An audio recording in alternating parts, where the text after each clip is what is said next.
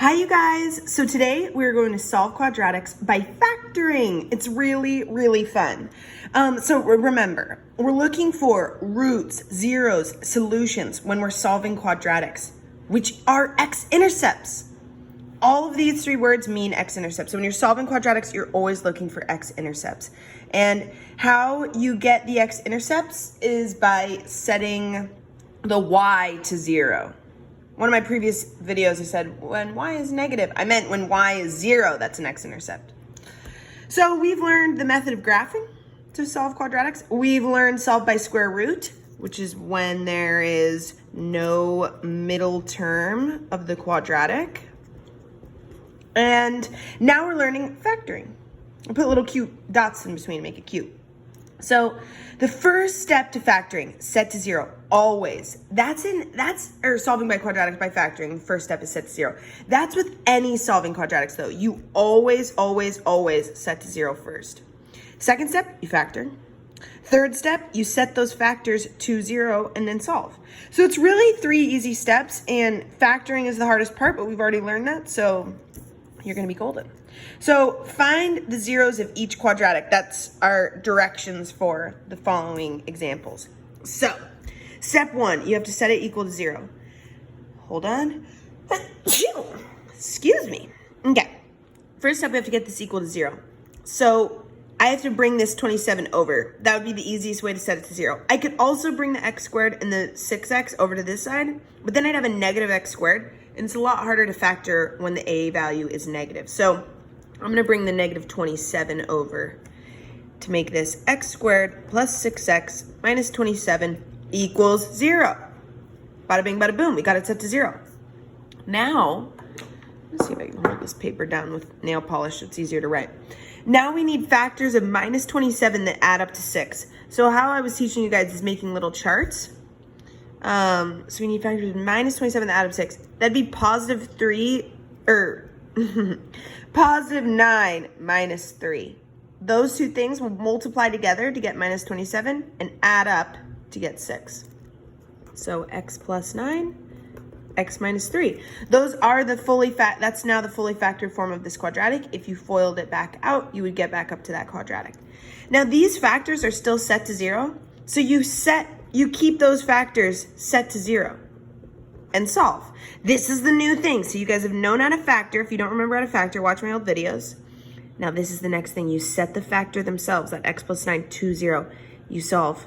We'd get minus 9 there. So we minus 9 from both sides. Over here, we add 3 to both sides. We get x equals 3. X equals minus 9 and x equals plus 3 are the two answers to solve that quadratic. Woohoo! Those are the two x-intercepts. Nice. And do you notice the relationship between the factors and the 0? They're opposite signs. That's key. That will help you later. All right, moving forward, this guy, we have to first get the quadratic set to 0. Again, I could bring the x squared and the minus 6x over to the other side, but then I'd have a minus x squared, and a values that are negative aren't very fun to factor. So I'm going to bring this 8 over to get it set to 0. My 8 is a little twisted there. Minus 6x plus 8 equals 0. Okay. Now we just need factors of 8 that add up to a minus 6. So factors of 8 that add up to a minus 6. That'd be minus 2, minus 4. Those will add up to minus 6 and multiply out to minus 8. Then both those factors are still set to 0. So we have to still set them to 0 and solve. 2, 4. Add over 2 to both sides, add 4 to both sides. These are our two answers for the quadratic. Which again, if the factor is x minus 2, the answer is positive 2. If the factor is x minus 4, the answer is positive 4. So it's opposite signs from the factors to the zeros. That's a key concept too. Ha-ha! Okay, moving on. A little bit harder of a factor here. So this guy, it's already can be set to 0. There's nothing pulled on to the other side, right? So we just factor. I don't know if you guys remember how to factor this. When the a value is greater than 1, I taught you to slide and divide. slide by doing 5 times 21, this back number over here, which 5 times 21 is 105. So now we have an A value of 1, and we can just factor this guy. Factors of 105 that add up to 38 are 35 and 3. Okay? So x plus 35, x plus 3. Those two numbers will add up to 38, positive 38, and multiply it out to positive 105. Now we slided, now we got to divided. Not very good English. That's not good English. That be not good English. 35 fifths simplifies to 7. 7. And this, I taught you guys to bottoms this up. So, because math is a party. So this is the fully factored form, okay? That's the fully factored form. We had to simplify this guy. We don't bottoms up this guy because 35 fifths simplifies to 7. 3 fifths does not simplify, so you bottoms up. But now we have to set these two factors to 0. And I want you to see something. Minus 7 to both sides, so x equals minus 7. This guy, minus 3, so I have 5x equals minus 3, x equals negative 3 fifths. So our two answers are minus 7 and negative 3 fifths. Okay. Minus 7, because this is the factor, positive 7, so that's easy. Up here, if I don't bottoms up, I can kind of solve from right here, right? Because this is technically the factor form. If they're actually asking you to factor this quadratic, this would be the answer. If they're just looking for the zeros, you can just take the opposite number of this, would be negative 3 fifths. Opposite sign number of that. Just a trick thing. But if you don't remember, it's no big deal. All right. Moving on. Now we have this guy. We got to first step, set it equal to 0, always. So I'm going to bring over that 6. Now the A value is greater than 1. So I'm going to slide and divide. 7 times 6 is 42, right? And what are the factors of 42 that add up to 1?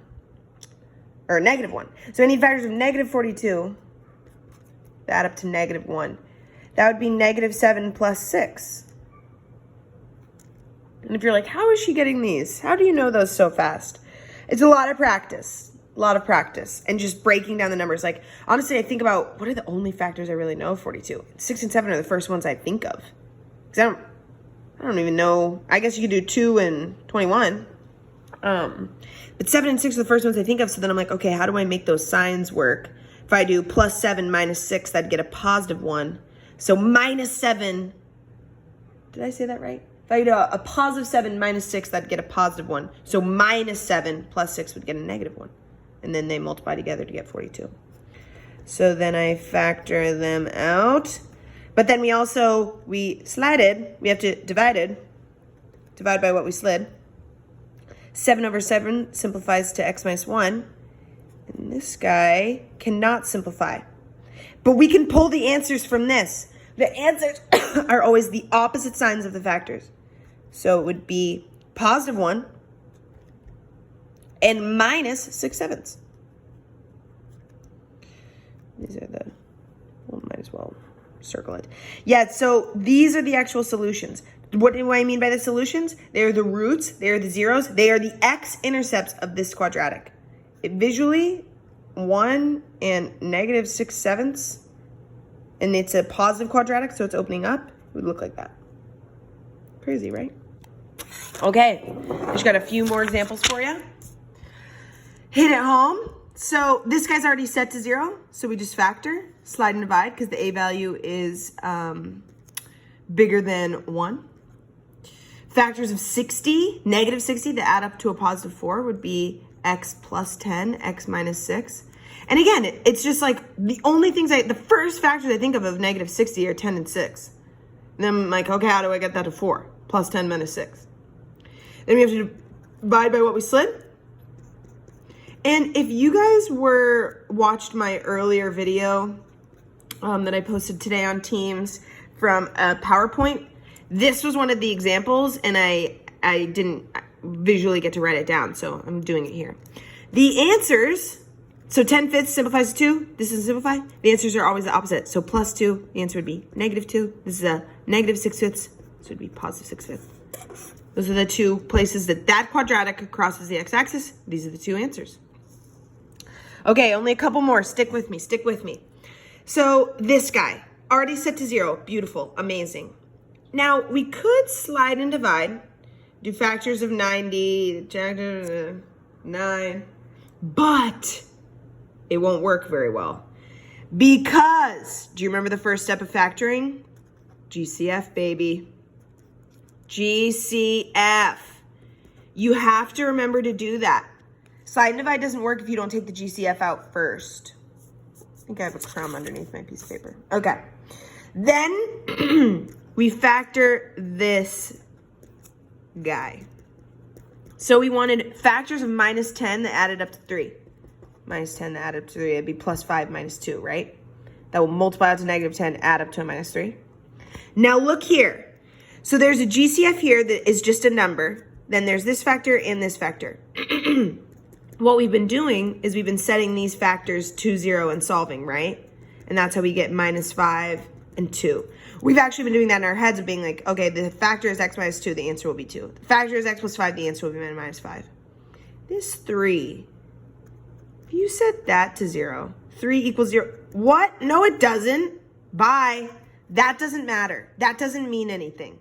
If the GCF is just a number, you can't set a number to 0 and have it mean anything. That it doesn't make one of the answers. Okay? So these two are the only real answers, -5 and 2. This GCF of a 3 doesn't matter. Which, I'm going to pulse down here. We're going to skip example 7. I actually want to do example 8 first, because it's on the same concept. So if I take out the GCF here, the GCF is an x, right? They both share an x. So I take an x out. If you FOILed it back, it'd be x squared minus 7x. Here, I can set, so x minus 7 set to 0 yields 7. That's one of the answers. Beautiful. Opposite of the factor. This GCF, if I set that to 0, x equals 0, that's an answer. So the answer is 0 and 7. These are the two answers, 0 and 7. So when the GCF is a variable, then you can set it to 0. Guess what? The answer is 0, usually.